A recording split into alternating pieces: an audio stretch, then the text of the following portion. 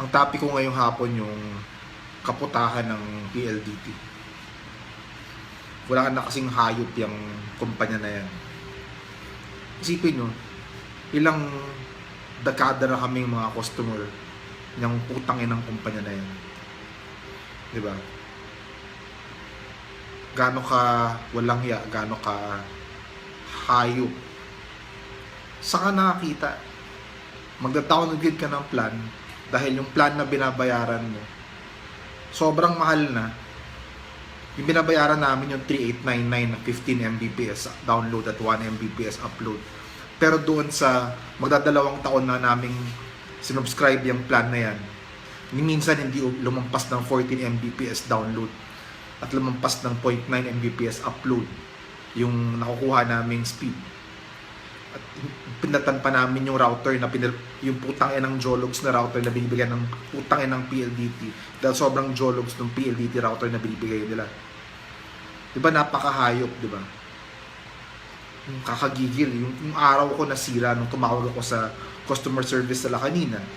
Kasi ayoko na yung ayoko na magbayad ng pagkamahal-mahal tapos ganun lang speed na makuha mo. Samantalang sa ibang bansa, yung ganyang kataas, almost $100 na binabayaran mo, or $80. 1 Gbps na yan sa Singapore, sa South Korea, sa US, more than 50 Mbps ang sigurado. Sa atin, 15 Mbps lang. Tang-inan nyo, di ba? So ngayon, tumawag ako sa PLDT kanina, isipin nyo, para magpa-downgrade, kailangan magbayad ng 500 pesos na fee. Anong kaputahan yan? Di ba napakahayop? Ganyan ang tang-ina nyo, di ba? Hindi ko inaway yung rep kanina, kahit gusto ko awayin, hindi naman niya kasalanan. Pero yung mga patakaran ng putangin ng kumpanya na yan, grabe talaga, napakasalbahe, mga magnanakaw kayo.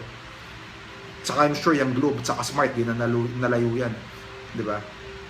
Saka yung nakita. Tapos makamiss ka lang ng 2 araw na hindi ka nakabayad dun sa sa monthly due date mo. Putangin na, puputulan ka na kaagad. Dapat putulan kayo ng ulo, mga putang ng executive kayo ng PLDT, mga putang ng hayop kayo. 'Di ba napaka bad trip. Hindi na niyo mabigay yung tamang service. Minsan lang di makabayad yung araw lang di makabayad yung subscriber, puputulan niyo kaagad. So magtataka ka, bakit hanggang ngayon hindi pa rin nakakapasok ang Telstra or ibang ISP na ibang phone para mag-compete sa mga putang ng telco natin. Grabe. Talagang kung isipin nyo, itong iyang martial law dyan sa Mindanao, dapat simula yan. Dapat magkaroon na ng talaga martial law buong Pilipinas para maturuan ng leksyon yung mga abusadong mga kumpanya na yan, ng mga pag-aari ng oligarch na wala nang ginawa kung hanapan ng paraan na pagkakitaan at kawawain ng mga middle class. But saka bakit kailangan ng 2-year lock-in ulit? Hindi ko maintindihan yun. Ba't kailangan mag-lock-in, nag-downgrade ka na dahil hindi ka na happy sa service, ila-lock-in ulit. Dapat i-lock-in kayo na, torture kayo, mga putang ina nyo. Diba? Grabe. Nakakagigil.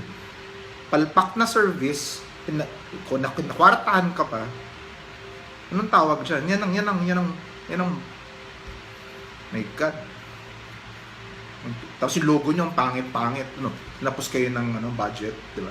Vicks, benta kayo ng Vicks Vaporub. Puch, tangina talaga. Wala akong wala talaga tangina kayo PLDT Sana magpalitan yung walang choice ng Pilipino, anong choice namin, di ba? Yung putangin na yan, DTI. Magkano binabayad sa inyo ng PLDT para payagan nyo yung ganyan kasamang kademonyo na service. Diba? Tanginan nyo lahat sa totoo lang. Grabe. Sorry, masyado akong galit pero wala Bad trip talaga.